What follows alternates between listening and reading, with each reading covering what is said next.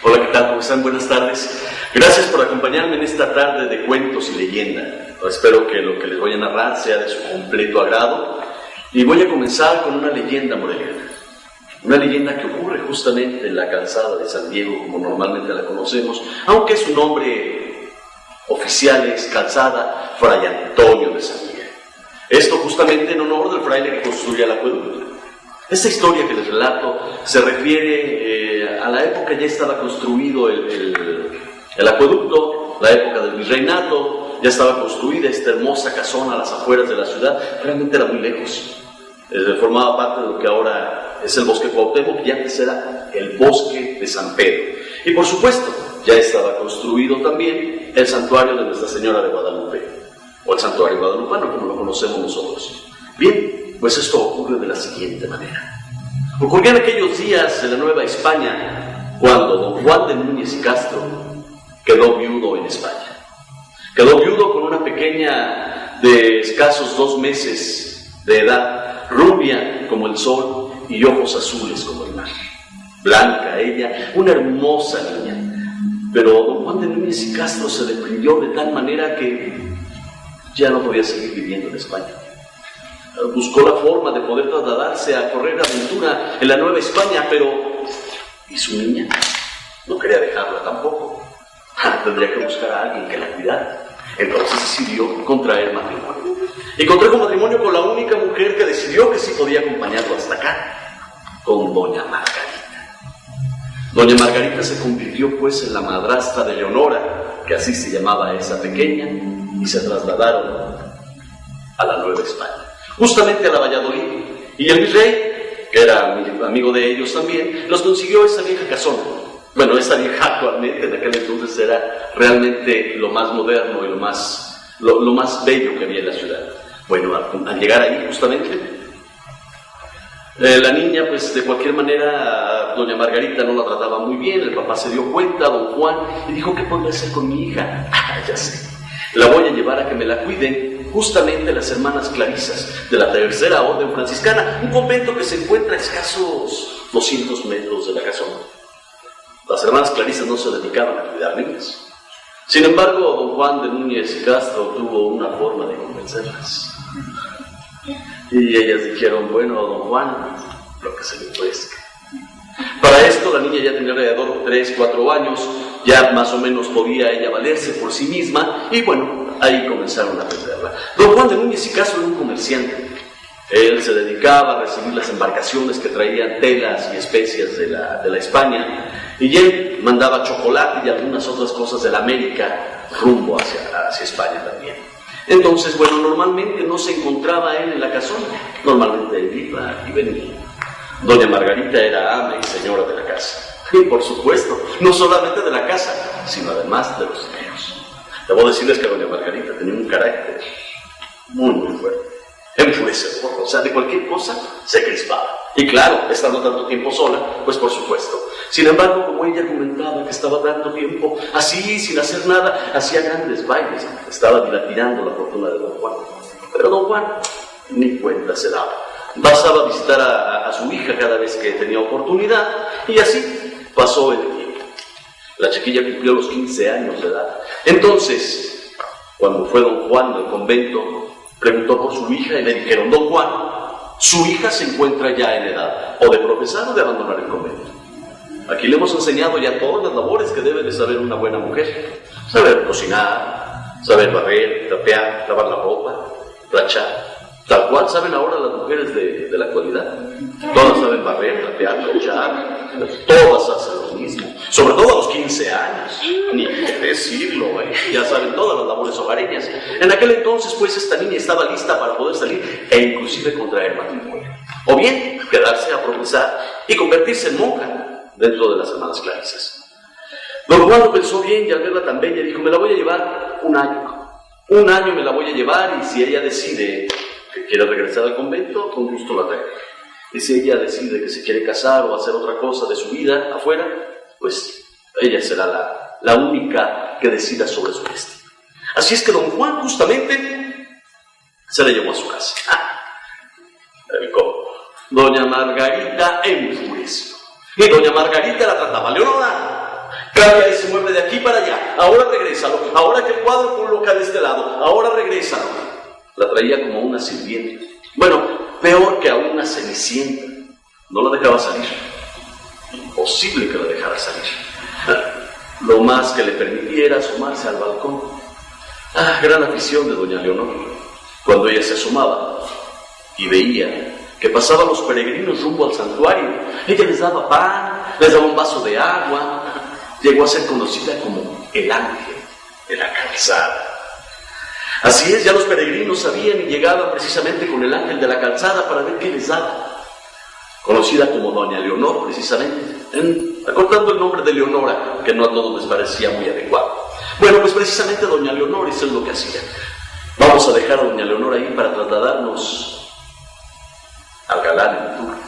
¿Sí? Y le digo al galán en turno porque llegó precisamente don Manrique de la Serna, un joven soldado y apuesto a enrolarse a las filas precisamente que combatían a unos negros en Colima. Llegó justamente para eso. Entonces, mientras se armaba la cuestión del ejército, las legiones y todo, pues él aprovechó para dar una vuelta por los alrededores de Morelia. Actualmente, anteriormente, ya lo sabemos, Valladolid. Entonces, al dar esta vuelta por aquí, y le comentaron de la hermosura que es el santuario de Guadalupe, revestido de oro. Si no lo conocen, les recomiendo que vengan a verlo. Vayan a conocer el santuario de Guadalupe, que es en verdad uno de los templos más hermosos, diría yo, del mundo.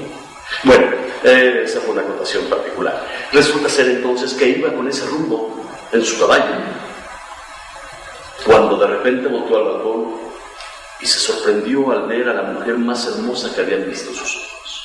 Sí, doña Leonor. Allí estaba resplandeciente con sus cabellos al viento. ¡Qué hermosura de mujer! Mandó a uno de sus lacayos para ver cómo se llamaba. No pudo investigar más que le decía el ángel de la calzada. Le pidió que regresara, hizo un recado y se lo dio. Que si podía verla al día siguiente. Ella le dijo que sí al lacayo y le señaló hacia la parte de abajo, de la cual asoma una pequeña ventana que da hacia el sótano. Entonces, don Manrique de la Serna se fue feliz. Hizo su visita y al día siguiente, desde muy temprano, estaba viendo por dónde iba a salir doña Leonor. Afortunadamente, al asomarse hacia abajo, hacia la ventana que da hacia el sótano, allí estaba la mano de doña Leonor asomándose y llamándolo. Él se acercó. Por supuesto, tuvo que ponerse en cuclillas para poder platicar con ella. Pero ahí platicaron Así lo estuvo haciendo durante 1 o 2 semanas. Se enamoraron. Él le pidió que se casara con él, que tenía que ir a combatir a Colima, pero que se casaran ya. Ella le dijo que no podía, que no, que su padre no se encontraba aquí y que ella quería hacer bien las cosas. Si había salido del convento no era nada más para casarse así nada más. No, tenían que pedirle permiso a su papá. Y él le dijo, bueno, cuando yo regrese de la guerra te prometo que hablaré con tu padre, pero tú prométeme que me esperarás, prométeme que me aguardarás. Y ella le prometió que lo aguardaría hasta que él regresara. Sin embargo, don Manrique, celoso, como buen español, ¿qué es lo que podría hacer? ¿Qué es lo que podría hacer? Ya sé. Vistió precisamente a su lacayo de confianza, lo vistió de monje, le hizo que se pintara una calavera en la cara. Y entonces, por las noches, este monjecillo aparecía cuando alguna otra persona quería acercarse a la casa, aparecía y ¡pum!, los espantaba. La gente se iba, decían que había un muerto allí cuidando la casa y ya nadie se acercaba. Sin embargo, don Manrique regresó todavía 2 o 3 noches más, 2 o 3 tardes más, y doña Margarita asomó por la ventana y se dio cuenta de que doña Leonor tenía una mano. La mandó a encerrar. Inmediatamente la mandó a encerrar. Doña Leonor no le dio importancia al caso. Ni siquiera quiso decirle nada a don Manrique en su última visita. Cuando don Manrique se fue, ella se quedó ahí. Doña Margarita llegaba a la habitación y le decía, no es justo lo que le haces a tu padre. ¿Cómo es eso de tener un amante cuando estás bajo mi custodia? Definitivamente, sal y pídeme perdón de rodillas. A lo que doña Leonor se oponía. Si no he hecho nada malo, yo no tengo por qué pedirle perdón, y mucho menos de rodillas. Aquí me quedaré. Pues te te quedarás y vas a morir de hambre y de sed, porque no te voy a dar ni agua. Le prohibió a todos los sirvientes, doña Margarita, que bajaran a darle nada, ni siquiera un vaso de agua. Tenía que doblegarla. El hambre doblega hasta los más fuertes. Sin embargo, doña Leonor no se doblegó. Ella prefirió sacar su mano por la ventana y decir: un pan, un vaso de agua, por el amor de Dios. Nadie se acercaba. Como se había corrido ya la voz por todos lados de que ese lacayo, bueno, no de que ese lacayo, sino de que ese muerto asomaba por ahí, ni siquiera el lacayo era ya. Y ya no era, porque en alguna ocasión un rondín lo aprendió y se lo llevaba. Pero nadie se acercaba de cualquier manera en la noche. Nadie llegaba a pasar por ahí. Y ella sacaba su mano y decía: un pan, un vaso de agua, por el amor de Dios. La muerta la sorprendió con su mano extendida hacia afuera. Cuando regresó don Manrique, coincidió justamente que don Juan de Núñez y Castro llegaba también a la ciudad. Y le dijo: señor, quiero pedirle la mano de su hija.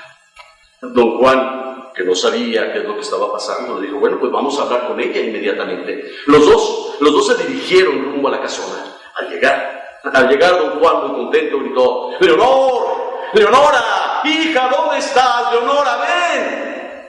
Sin embargo, la que salió fue doña Margarita. Don Juan, ¿cómo estás? ¿Cómo te fue en tu viaje? Bien, mujer. ¿Dónde está Leonora? Leonora. Ya se le había olvidado a la vieja bandida esta que Leonora estaba encerrada.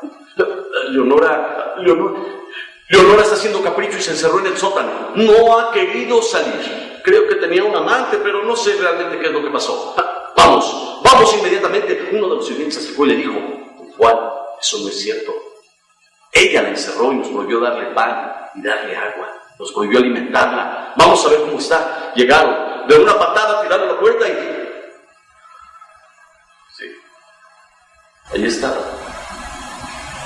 Ahí estaba Leonor con su mano extendida. Flaca, delgada como un papel. La tomaron, la pusieron en una camilla, la sacaron. Don Manrique estaba impresionado. Le había prometido que se casaría y ella prometió que lo esperaría, pero no así. Él pidió que le permitieran de cualquier manera cumplir la palabra que le había dado a doña Leonor. Y don Juan de Núñez y Castro aceptó. Se celebraron los funerales, que a la vez fueron los esponsales también. La llevaron hacia el templo de San Miguel, al santuario de Guadalupe. Ahí, don Manrique de la Serna junto de ella y el sacerdote discípulo. Don Manrique de la Serna: ¿acepta usted por esposa a doña Leonor? Y don Manrique respondió: sí. Doña Leonor: ¿acepta usted por esposo a don Manrique de la Serna? Y el padre, tomando su mano, asintió con él. El sacerdote, sabiendo que era una locura, pero cumpliendo un poco el capricho de don Juan, les dio la bendición y los declaró marido y mujer. Doña Leonor fue enterrada justamente allí en el cementerio del convento. Hay un árbol ahí, todavía hay un ciprés allá afuera. Ustedes lo podrán ver si van con ese rumbo. En ese ciprés, abajo de él, está el cuerpo de doña Leonor, firme y verde aún por ese amor que le tuvo a don Manrique de la Serna. Y si ustedes van por la noche, sobre todo en esta temporada de lluvias y de casualidad se va la luz, pueden observar muy fijamente hacia esa ventana y podrán escuchar una voz que dice: va, un vaso de agua, por el amor de Dios. Esta fue la leyenda de la mano en la verja.